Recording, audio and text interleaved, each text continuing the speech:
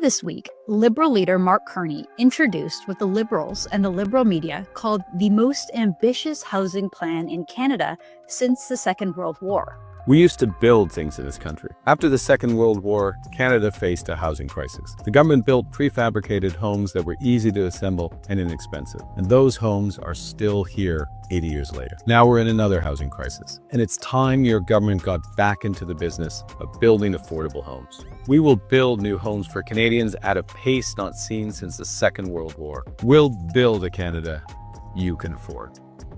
Ambitious. That's one way of putting it. Many conservatives rightly criticize this program as being a Soviet-style system or flat-out communism. That is, after all, what you call a system where the government owns the means of production. So rather than Canadian businesses, entrepreneurs, and home builders managing and building these new homes, Carney's plan has government bureaucrats doing it. Here is what Conservative leader Pierre Poilievre had to say about it. He wants to put the Liberal policies on steroids. His housing plan, I don't know if you saw this earlier this week, he wants to create a government-run construction company that is going to make prefab tiny homes with no parking spots. This is his idea for housing. This is even more radical than the stuff that came from Stephen Guilbeault and Justin Trudeau over the last 10 years. This is not a serious plan to protect our economy and break our dependence. Tiny homes, no parking spaces. Does that sound appealing to you? But these criticisms miss a deeper, far more concerning problem. Yes, Carney's announcement seems like another silly leftist scheme, a classic top-down, rule-by-experts, big government solution. But when we dig into the details, this isn't just another leftist gimmick. Juno News has found a worrying connection. Mark Carney could personally make millions or even billions of dollars from this housing scheme. Let's dig into the details of the housing plan. Here it is on the Liberal Party's website. So this is what they want to do. They want to build 500,000 new housing units per year. They want to create a new government agency called Build Canada Homes, or BCH, which will be a public-private partnership. Now that's an important detail. They want to act as a developer to build affordable housing at scale, including on public lands. They want to provide over $25 billion in financing to build prefabricated homes in Canada. They want to provide another $10 billion in low-cost financing and capital to affordable home builders. So government bureaucrats will manage the project, but private interests will build it. The scheme will give $25 billion in loans, another $10 billion in more low-interest loans and capital, the distribution of which is not stated, and finally $1 billion in equity financing, which basically just means free handouts to developers. And here is where we get to the most alarming part. When we look at the full report again on the Liberal Party website, it's very clear from this document that Mark Carney's plan is to build rental units. Now let's go to the details from the longer report. I'll read here. It says, we will reintroduce a tax incentive which, when originally introduced in the 1970s, spurred tens of thousands of rental housing across the country. Known as the Multiple Unit Rental Building Cost Allowance, this policy helped produce nearly 200,000 units in 7 years, between 1974 and 1981. It goes on to say, we will facilitate the conversion of existing structures into affordable housing units by reducing the tax liability for private owners of multi-purpose rental when they sell their building to a nonprofit operator, land trust, or nonprofit acquisition fund, so long as the proceeds are reinvested in building new purpose-built rental housing units. The background document mentions the word rental 4 times, but does not once state the word home ownership. Toronto housing expert Ron Butler pointed out this disturbing detail on social media. Here's what he wrote on X. Carney's housing plan. This stuff is totally nuts. Important fact, the word home ownership appears nowhere. Yep, a housing plan without anyone buying homes. I have read every word of the explainer on the website. Well, so did I. The whole document does not say home ownership at all, but it does say rental several times. So the goal of Carney's housing scheme is not for Canadians to own homes. The plan is to build homes for Canadians to rent. Remember the World Economic Fund goal for the future? Own nothing and be happy? Perhaps that is Mark Carney's goal for Canada. We own nothing. He and his wealthy friends control everything. So according to Mark Carney's plan, who's going to own these homes? Who will our new landlord be? Could it be Mark Carney's former company, Brookfield Asset Management, the one he moved its headquarters from Toronto to New York City to appease Donald Trump? Well, Brookfield does have a property leasing division that operates in Canada. If you go onto Brookfield's own website, they describe this entire division of their company. Here, I'll read from their website. Brookfield Properties, which is a subsidiary of Brookfield Property Partners, itself under Brookfield Asset Management, manages a diverse portfolio that includes office, rental, logistics, hospitality, and multifamily residential properties. Their multifamily residential focus involves owning, developing, and leasing apartment buildings, condominiums, and similar units, primarily in high-demand urban markets across North America. They manage over 42,000 multifamily units worldwide, with over 9,000 more units in development. So unlike Brookfield Residential, which builds and sells homes, Brookfield Property retains and manages properties for rental income. According to their website, in Canada, Brookfield Properties operates multifamily rentals in cities like Toronto and Vancouver.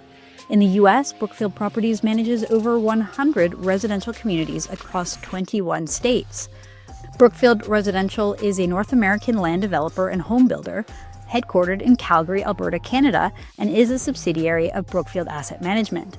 Their core business is land development and home building, where they design, construct, and sell single-family homes, townhomes, and multifamily units like condos and apartments to buyers or investors. As of their 2023 annual report, Brookfield Residential reported controlling approximately 74,000 single-family units across the US and Canada, with total assets valued at $5.2 billion. Earlier this year, Brookfield acquired 2,165 apartments in San Francisco, making it the city's largest landlord. So is that their plan for Canadian cities too, to become our largest landlord? So it isn't a stretch to assume that they could be awarded part or all of this new housing deal. Here is how NDP leader Jagmeet Singh described what Brookfield does. You had a lot to say about Mark Carney and a lot about what he's done to cash in on this crisis, you've said. What evidence do you have that Mark Carney has done anything unethical to take advantage of this crisis? Well, the fact that he headed up Brookfield, and Brookfield is a large corporate landlord in Canada that engaged in rent eviction. At a time when Canadians could not find affordable homes, he saw a way to make more profit for his company. And now I don't fault him for making profit for his company. I fault him for proposing that somehow the person that fed the housing crisis, that rent evicted people, that jacked up the price of homes that were affordable, that bought up affordable homes, then turned them into unaffordable places, that somehow that guy could be trusted to fix the housing crisis. He cannot be trusted. He calls it rent eviction. So Brookfield buys up affordable units, then renovates them to make them luxury units. They then sell those units for a big profit, further inflating the housing market and locking out young families, or they simply turn them into rental units so that Brookfield can charge exorbitant rents and get perpetual return on investment. What he's going to do is what he's done his entire career, which is make more money for the super rich. And it's going to hurt you and your family. That's what people need to know. And I'm going to point that out every time I get. I can't believe I'm saying this, but Jagmeet Singh is right. Mark Carney is just doing what he's always done, making more money for the super rich.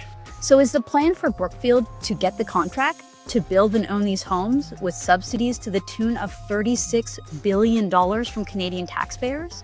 How much of a return on investment would that give to Mark Carney personally? And how much would it give to his wealthy banking buddies? Why isn't the legacy media asking these important questions or connecting these dots? Well, herein lies the problem with Mark Carney. Usually in a parliamentary democracy, citizens have multiple opportunities to get to know a candidate, to vet their record, and to scrutinize their character. In Canada, typically this is done multiple times before someone would ever become prime minister. First, at a local level by local party members when someone runs for a nomination, then by the general public when someone runs to become a member of parliament, And then again when that person runs to become party leader, typically after years of service and representing constituents as an MP. But Mark Carney skipped all those steps. Rather than serving as an elected official in Canada, he was appointed a central banker abroad. He worked for the World Economic Forum, the United Nations, Goldman Sachs, and Brookfield, serving international interests and globalist financiers. Carney was selected in a backroom deal. Liberal officials disqualified any candidate who stood in his way. We were told that there were more than 400,000 qualified Liberal voters, but inexplicably, only 150,000 votes were counted. Typically, this vetting process would also uncover a person's personal assets and their financial interests. Just how rich is Mark Carney? How did he make his money? And where is his money invested? How many shares does he own in Brookfield? And how much does he stand to make should Brookfield be given this housing deal? And it's not just me asking these questions. Here's Robert Fife. He still hasn't told us what he's going to do, and we've been trying to get this information on what you're going to do about putting your conflict of interest disclosures to the public. They have ducked that over and over again. And there's a reason for this, is that it takes 60 days to declare, once you become prime minister, 60 days to declare your conflict and 120 days to declare it to the public. If he abides by that, then the election will be over before we even know what his financial interests are. So he's been ducking us a lot. He'll take 2 questions, maybe 3, and then they run away from it. We don't know, and perhaps we'll never know. So is Mark Carney's plan to push a globalist agenda onto Canada, capping our energy, forcing a green revolution, further impoverishing Canadians, making it so that we own nothing, while personally making millions or even billions of dollars through his own Brookfield assets? These are important questions, and Canadians deserve to have the answers. We deserve the truth. For Juno News, I'm Candice Malcolm. Thank you, and God bless.